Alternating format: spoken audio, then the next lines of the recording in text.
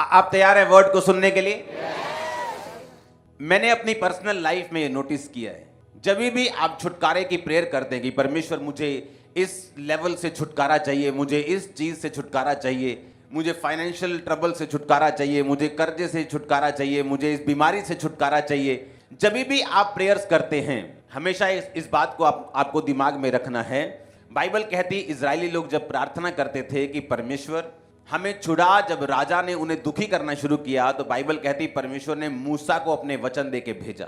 जब भी आप लोग प्रेयर करते हैं हमेशा याद रखना, हमेशा आपको वचन के रूप में उसका आंसर मिलेगा। आप बोलेंगे ये इतना आसान है? हाँ, ये इतना ही आसान है। परमेश्वर की बातें जो सिंपल लगती हैं, लेकिन जब आप उन्हें फॉलो करना शुरू करते हैं एक ग्रेट इंपैक्ट और एक ग्रेट चेंज आप अपनी लाइफ और परिवार और फाइनेंस में देखते हैं। जिस वचन की आज मैं बात करूंगा तो ये वचन आपको बड़े ध्यान से समझना और सुनना और ध्यान से फॉलो करना है। परमेश्वर किस तरह से चर्च में काम करता है, किस तरह से वो एक विश्वासी की लाइफ में काम करता है। बाइबल कहती है, पौलुस ने कहा अपने अपने उद्धार के विषय में काम करते जाओ। इसका मतलब क्या? उद्धार तो यीशु मसीह ने कर दिया। आपने यीशु मसीह को अपना उद्धारकर्ता ग्रहण कर लिया कि नहीं किया? इसलिए आप प्रभु भोज ले रहे हो। लेकिन बाइबल कहती है कि अपने उद्धार के विषय में काम करते जाओ। अगर एक बार मेरा उद्धार हो गया, मैंने जीसस क्राइस्ट को अपना उद्धारकर्ता ग्रहण कर लिया, स्वर्ग का अधिकारी बन गया, मैं स्वर्ग जा रहा हूं, आप स्वर्ग जा रहे हैं, अगर हम ये बात पे विश्वास करते हैं तो बाइबल क्यों कहती है कि अपने अपने उद्धार के विषय में अब तुमको काम करना है? इसका मतलब कोई ऐसा काम है जो विश्वासी को परमेश्वर, एक विश्वासी को, एक पास्टर को एज ए बिलीवर वो आपको सौंपता है, जो आपको करना है, ताकि वो योजना, वो डेस्टिनी जिसके लिए आप बुलाए गए हैं, उद्धार पा लिया, ये तो शुरुआत है। आपने परमेश्वर को ग्रहण किया, ये तो शुरुआत है। परमेश्वर ने आपको अपने पास बुलाया है किसी बड़े काम के लिए, लेकिन वो काम आप हासिल नहीं कर सकते, वो बुलाहट आप हासिल नहीं कर सकते जब तक आप अपने उद्धार के विषय में काम नहीं करेंगे। अब काम आपको कैसे करना है, ये 6 हफ्तों में, 7 हफ्तों में इसी विषय में हम बात करेंगे कि आपको अपने उद्धार के विषय में काम कैसे करना है और क्या करना है। एक चेले 3, पतरस, याकूब और यूहन्ना, दूसरे चेलों से ज्यादा आशीषित, ज्यादा अनॉइंटेड, ज्यादा असरदार, ज्यादा रिजल्ट पौलुस के पास जो कलीसियाएं थी, बाइबल कहती है किसी ने भी इतनी कलीसियाएं स्थापित नहीं की थी, इतना सुसमाचार नहीं सुनाया था जो पौलुस ने सुनाया था। कारण ये नहीं था कि पौलुस परमेश्वर से कुछ स्पेशल ग्रेस लेके आया था। बाइबल कहती है आप जब विश्वासी बनते हैं, मैं जब विश्वासी बना, हर एक विश्वासी को मेजर ऑफ फेथ, एक विश्वास का मापदंड, एक विश्वास का माप, यानी कि हम सब के लिए जब हम मसीह में आए तो एक एक कटोरा हमें विश्वास का दिया जाता है। किसी को कम नहीं दिया जाता, किसी को ज्यादा नहीं दिया जाता। पर बाइबल कहती है परमेश्वर का राज्य एक बीज के समान है, राई के दाने के समान है। जब वो जमीन में लगा दिया जाएगा तो बढ़कर, लिखा 12 फुट से भी बड़े पेड़ की परमेश्वर ने एग्जांपल दी कि वो इतना बड़ा हो जाएगा कि आकाश के पक्षी भी उसमें बसेरा करेंगे। इसका मतलब यह है कि परमेश्वर जब आप विश्वासी बनते हैं, हम सबको एक तरह का विश्वास देता है, सबको एक तरह का माप देता है। अब हमें क्या करना है? हमें सबको राई का एक एक दाना मिलता है। कोई तो उस दाने को खराब कर देता है, कोई तो उसे बोता नहीं, लेकिन कोई उसे बोता भी है, उसे सींचता भी है, उसकी रक्षा भी करता है, प्रार्थना भी करता है और उसको फलवंत होता हुआ देखता भी है। अब मैं आपका बेस इसलिए बना रहा हूं इस वचन से पहले, ताकि आपको मालूम हो कि आपका एक रोल है। जब तक आप उस रोल को अदा नहीं करते, आप नेक्स्ट लेवल पे नहीं जाते। एक टाइम होता है जब एक मां अपने बच्चे को जन्म देती है, उसे पालती है, जबरदस्ती खाना भी खिलाती है, उसे साफ करती है, उसे नहलाती है, उसकी केयर करती है, उसके संग संग रहती है। लेकिन जब वो बच्चा बड़ा हो जाता है तब माँ ये चाहती है कि अब बच्चे की वो केयर नहीं करे, बच्चा उसकी केयर करे, वो घर की रक्षा करे, वो घर के लिए काम करे। वैसे ही जब आप परमेश्वर में आते हैं, परमेश्वर आपकी केयर करता है, वो आपको सुरक्षित रखता है, वो आपको ब्लेस करके रखता है। लेकिन जब आप बड़े हो जाते हैं, मसीह में कुछ समय हो जाता है, अब आप यंग हो गए, परमेश्वर अब चाहता है कि जो केयर वो आपकी करता था, अब ऐसा नहीं चलेगा। आपको विश्वास के साथ चलना होगा, काम करके चलना होगा, अपने उद्धार के विषय में खुद काम करना होगा और स्टेप आगे बढ़ाने होंगे, ताकि जिस काम के लिए प्रभु ने आपको बुलाया वो काम आपकी जिंदगी में पूरा हो सके। अब बात यह है कि क्यों एक चेला ज्यादा अनॉइंटेड और दूसरा चेला कम? कारण परमेश्वर नहीं है, कारण वो व्यक्ति है जो परमेश्वर के साथ चल रहा है। किस तरह का व्यक्ति? यीशु मसीह ने कहा जब बीज बोया जाएगा, कई बीज तो शैतान उठा के लेके जाएगा, कोई बीज झाड़ियों के बीच में गिरेगा, थोड़ा सा फूलेगा लेकिन फिर दब जाएगा, कोई पत्थर के गहरी मिट्टी ना जहां होगी वहां बीज जाएगा और जब सूर्य निकलेगा वो बीज सूख जाएगा।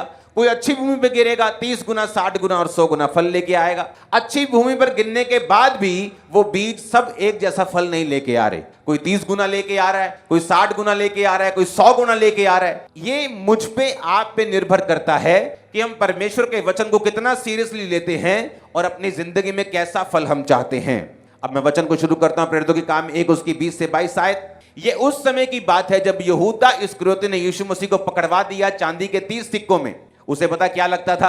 जो ज्यादा चालाक होते हैं कई बार मारे जाते हैं। उसे लगता था कि यीशु मसीह का कोई कसूर ये साबित नहीं कर पाएंगे। यीशु मसीह के पास पावर है लंगड़ों को चलाने की। मैंने खुद देखा यीशु मसीह के पास पावर है अंधों को दिखाने की। जब यीशु मसीह को पकड़ने के लिए आएंगे ये अंधे हो जाएंगे तो मुझे पैसा मिल जाएगा। वो लालची था, तो उसने सोचा कि यीशु मसीह का पता ही देना है कि वो वहां बैठे है, इसमें क्या प्रॉब्लम है? वो जीवित परमेश्वर अपने आप को खुद बचा लेगा, मेरा फायदा हो जाएगा। लेकिन उसे मालूम नहीं था कि वो एक शैतानी प्लान का हिस्सा बन रहा है, क्योंकि जीसस क्राइस्ट ने कहा था भला होता कि वो मनुष्य पैदा ही ना होता, क्योंकि जिसने मुझे पकड़वाया है उसका पाप बड़ा है। और जब वो पकड़वाया गया तो जब उसने देखा कि यीशु मसीह ने अपने आप को छुड़ाया नहीं, क्योंकि उसे मालूम नहीं था कि ये परमेश्वर का प्लान है कि वो 3 दिन अपने आप को नहीं छुड़वाएगा, मारा जाएगा, गाड़ा जाएगा, तीसरे दिन मुर्दों में से जी उठेगा। उसे ये मालूम नहीं था। जब यीशु मसीह पकड़वाए गए उसने जाकर अपने आप को फांसी दी और वो मर गया।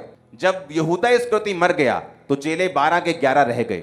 तो उन्होंने सोचा जो परमेश्वर ने इस्टेब्लिश किया है उसको हम तोड़ेंगे नहीं। अगर चेले 12 चुने थे तो हम उसे 12 ही रखेंगे। तो ऐसा करते हैं, हम एक चेला चुनते हैं, क्योंकि भजन संहिता में जो प्रोफेटिक वर्ड हुआ था यहूदा इस्करियोती के लिए कि उसका पेट फट जाए, उसकी आंतड़ियां निकल जाए, और वैसे ही वो मरा। जब वो गिरा फांसी से तो उसका पेट फटा, आंतड़ियां निकल गई, उसका पद कोई दूसरा ले ले। तो ये प्रोफेटिक वर्ड था कि जो व्यक्ति यीशु मसीह को पकड़वाएगा उसका पद, उसका स्थान कोई दूसरा लेगा। तो पतरस ने कहा कि अब ऐसा करो, एक चेला चुनते हैं और वो चेला जो होगा हमारे साथ परमेश्वर के जी उठने का गवाह होगा। पर उस चेले की काबिलियत क्या होनी चाहिए?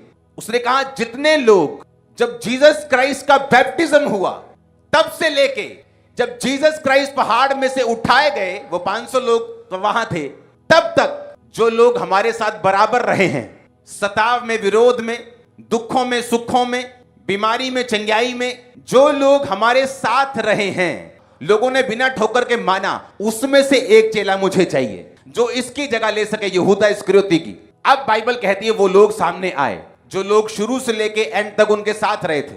तो बाइबल कहती है एक चेला उनमें से चुन लिया गया, मत्तियाह को चुन लिया गया और बाकियों को छोड़ दिया गया। मैं आपको बताना चाहता हूं परमेश्वर कैसे काम करता है। जब जीसस क्राइस्ट रात को प्रार्थना करने के लिए पहाड़ पे गए और फुल नाइट प्रेयर की, जब फुल नाइट में वापस आए तो चेले सब मिले। वो 12 चेले नहीं थे, बहुत से चेले थे, बहुत सी भीड़ थी परमेश्वर की जो साथ रहती थी। बाइबल कहती है परमेश्वर ने अपने चेलों को बुलाकर उनमें से 12 चुने। कौन से चेले? जो हर टाइम परमेश्वर के साथ रहते थे। वो सारे परमेश्वर ने नहीं चुने, उनमें से भी 12 जो थे वो परमेश्वर ने चुने। वो 12 जब परमेश्वर ने चुने तो बाइबल कहती है उन 12 को परमेश्वर ने अधिकार दिया कि वो दुष्ट आत्माओं को निकाले, वो बीमारियों को दूर करे। जहां जहां जीसस क्राइस्ट खुद जाने को थे वहां उनको परमेश्वर भेजते थे और वो जाकर दो जाकर परमेश्वर के नाम का प्रचार करते थे, लोगों को चंगा करते थे और लोगों को सुसमाचार सुनाते थे। एक क्रिश्चियन व्यक्ति अगर अपनी लाइफ में डिलीवरेंस को चाहता है, अगर वो चाहता है मेरा छुटकारा हो, मेरी अगर मिनिस्ट्री है तो वो एक नेक्स्ट लेवल पे जाए। आप जानते पास्टर्स लोग दुखी क्यों रहते हैं? उनका कारण है जब आपकी चर्च ग्रोथ करना बंद कर देती है। पास्टर्स दुखी रहते क्यों? क्योंकि उन्होंने ग्रोथ करना बंद कर दिया, उन्होंने ग्रो करना बंद कर दिया। अब वही लोग है 50, वही 100, वही 200। अब किसी की लाइफ में तो टेस्टिमनी 5 साल में बननी है, वो हर महीने हर हफ्ते पास्टर को आके तंग कर रहा है मेरे लिए प्रेयर करो, और पास्टर को करनी पड़ रही होगी, वो 200 लोगों में ही है। तो इसीलिए उसका फेथ और उसकी लाइफ जो है वो इफेक्टेड रहती है और वो परमेश्वर में बढ़ नहीं पाता। अब बहुत सी ऐसी चीजें हैं, बहुत से ऐसा छुटकारा है जो आपका फाइनेंस का है, आपको नहीं मालूम परमेश्वर आपको इस दुकान से अगली दुकान में लेके जाना चाहता है, वो आपके बिजनेस को चेंज करना चाहता है, वो आपके फाइनेंस को ब्लेस करना चाहता है। लेकिन ये सारी चीजें आपको तभी मालूम हो सकती हैं अगर आप स्पिरिचुअल हैं और आप छुटकारे के वचन को जानते हैं, जो अब मैं आपको बताने जा रहा हूं।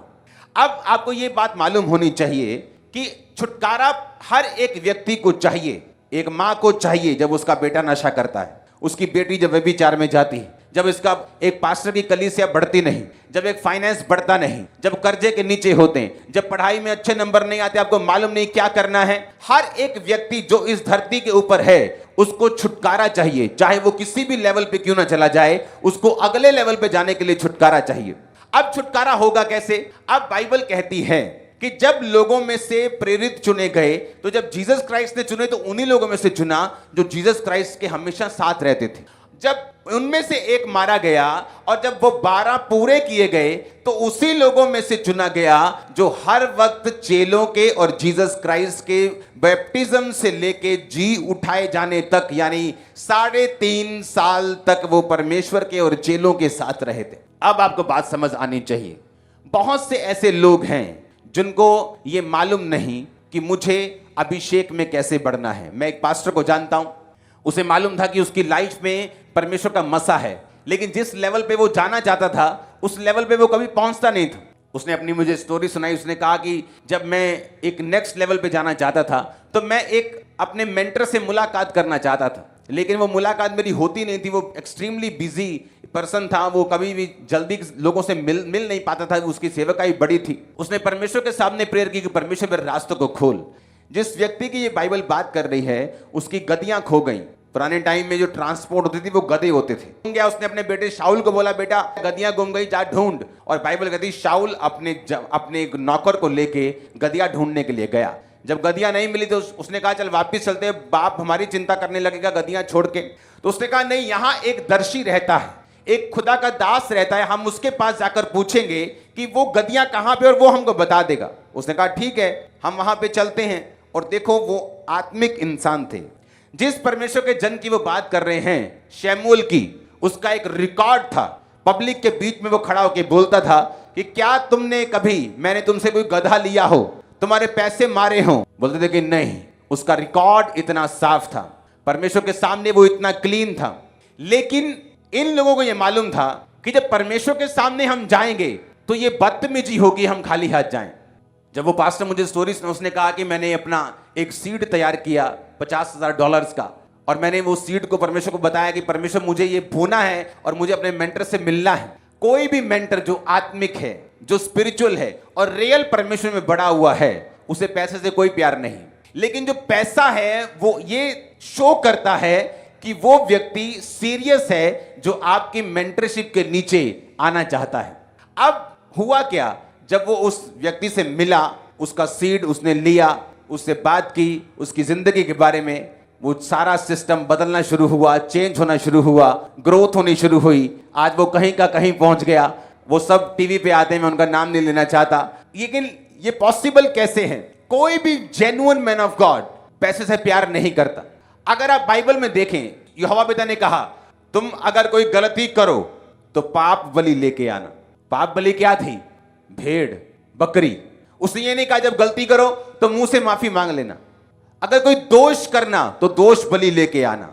मुझसे मिलना है, भेंट लेके आना, होम बलि लेके आना। हर टाइम परमेश्वर कहता था कि जब भी तुमने कुछ करना है, शब्दों से नहीं, वो कर्मों से होना चाहिए। अगर मैं आपको ये वचन नहीं दूंगा, मैं जानता हूं बहुत से पास्टर्स और लोगों का छुटकारा नहीं होगा। और मत सोचो मुझे आपका पैसा चाहिए। आप आज जो ऑफरिंग डाल रहे हैं उसे हम देखते भी नहीं, मैं भी नहीं, मेरी वाइफ भी नहीं, मेरा परिवार भी नहीं। सीधा बैंक जाती, बैंक से खर्चे होते हैं। पक्की ऑफरिंग पूरे बैंक जाती, 100% चेक से खर्चे होते हैं। ये चर्च का असूल है, ताकि चर्च में आने वाले टाइम में भी, मैं यहां हूं, मैं अमेरिका में हूं, कभी कोई गड़बड़ ना हो। लेकिन अगर मैं आपको वचन नहीं दूंगा, आपको यह मालूम नहीं होगा कि किस तरह से परमेश्वर में बढ़ा जा सकता है। अब यहां पर वो चेले चुने गए जो साथ थे। मैंने देखा आप किस तरह के हैं वो कवर हो जाता है, लेकिन अगर आप साथ नहीं हैं, बहुत से लोग हैं, मैं उनको कभी रिकमेंड नहीं करता। बोलते हैं मुझे आके सेवा करनी है, मैं बोलता नहीं, तुम अपना काम करो। वो बोलते हैं अच्छा, शायद खुदा ने कहा है। वो खुदा ने नहीं कहा। क्योंकि ये ऐसा बड़ा डिसीजन होता है जिसमें मैं ये एक्सपेक्ट करता हूं कि तुम कहो नहीं, मुझे काम नहीं करना, मुझे सेवा करनी है। क्योंकि ये आसान नहीं होता। जब आप सेवा करने के लिए जाते हैं या अपनी लाइफ समर्पित करते हैं तो बहुत से चैलेंजेस होते हैं। तो वो ट्रबल्स में कोई ये नहीं चाहता कि आपके वर्ड्स को, कि आपने कहा था, कोई ये रिस्क लेना नहीं चाहता। अगर तुमको सेवा करनी है तो मैं अपनी गारंटी पर, अपने चैलेंज पर, अपने रिस्क के ऊपर आना है और सेवा करनी है। तब बाइबल कहती है जो लोग उनके साथ थे उनमें से एक चुना गया। जीसस क्राइस्ट ने वो लोगों को। आप सभी को जय मसीह की दोस्तों, मेरा नाम है रोहित कुमार। आप देख रहे हैं रोहित मसीह टीवी चैनल में आप सभी का स्वागत करता हूं। दोस्तों, आपने वीडियो के पहले देखा होगा अंकुर नरूला जी की सामर्थ्य से भरी प्रार्थनाएं, जो कि आज सभी मसीह भाई बहनों के लिए बहुत ही इम्पोर्टेंट है। क्योंकि मेरे प्रियो प्रभु का वचन कहता है जो कोई व्यक्ति अपने प्रभु के दास के तहे अपने जीवन को व्यतीत करेगा, यानी कि प्रभु कहता है कि जो कोई मेरे दास के कहने पर अपने जीवन को व्यतीत करेगा, ये अपने जीवन को जिएगा, तो प्रभु कहता है कि वो उसके जीवन की सारी दिक्कतों को, सारी प्रॉब्लमों को, सारी समस्याओं को दूर कर देगा और वो अपने जीवन में हमेशा परेशानियों से और तरह तरह की समस्याओं से परेशान जो होता है वो उससे आज़ाद हो जाएगा। तो जितने मेरे मसीह भाई बहन हैं, मैं आप सभी लोगों से कहना चाहता हूँ, आप लोग अपने जीवन में हमेशा प्रभु के बताए हुए मार्ग में या प्रभु के बताए हुए वचनों का पालन करना सीखो। प्रभु आपको बहुत सारी आशीष देगा। प्रभु आपको बहुत सारी प्रॉब्लमों से छुटकारा दिलाएगा। प्रभु आपके जीवन की सारी दुख और तकलीफ़ों को दूर करेगा और प्रभु आपके जीवन के हर एक दुख और मुसीबत से लड़ेगा। तो जितने मेरे मसीह भाई बहन हैं, मैं आप सभी लोगों से कहना चाहता हूँ, अगर आप लोग अपने जीवन में प्रभु के बताए हुए मार्ग में चलोगे तो प्रभु कहता है कि डर मत, हताश मत हो, चिंता मत कर, परमेश्वर तेरी ढाल बनेगा। परमेश्वर तुझे सुरक्षित रखेगा। परमेश्वर तुझे हर एक दुख और मुसीबत से बचाएगा। परमेश्वर तेरी हर एक प्रॉब्लमों से आज़ाद करवाएगा। तो जितने मेरे मसीह भाई बहन हैं, आप सभी लोगों से कहना चाहता हूँ कि आप लोग अपने जीवन में, अगर आपका विश्वास कमज़ोर हो रहा है या आप अपने जीवन में हार चुके हैं या अपने जीवन में निराश हो चुके हैं, उदास हो चुके हैं, बहुत सारी समस्याओं से आप जूझ रहे हैं, तो मेरे प्रियो, आप लोग अपने जीवन में हताश या अपने जीवन में चिंता से परेशान मत रहो।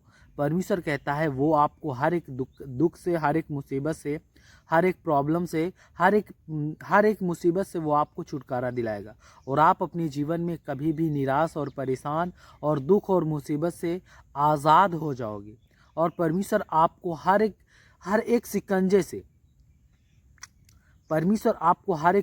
से आज़ाद करवाएगा। क्योंकि मेरे प्रियो, प्रभु का वचन कहता है कि शैतान नहीं चाहता है कि वो आपके जीवन को आपके जीवन को आज़ाद देख सके। शैतान ये चाहता है कि वो आपके जीवन को गुलाम बना कर रखे।